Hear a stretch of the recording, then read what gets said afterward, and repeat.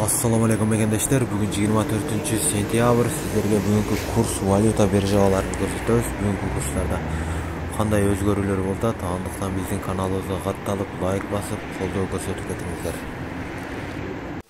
Абдел 82.80 доллар, 82.50 евро, 1340 рубль. 82.80 доллар, 82.30 евро, 1340 рубль. 82.80 доллар, 82.30 евро, 1.33 рубль, 94 фунт. 82.80 доллар, 82 евро, 1350 рубль, 91 фунт. 82.80 доллар, 82.30 евро, 1335 рубль, 93.50 фунт. 82.80 доллар, 82.50 евро, 1335 рубль, 93 фунт. 82.80 доллар, 82.50 евро, 1340 рубль, 90 фунт.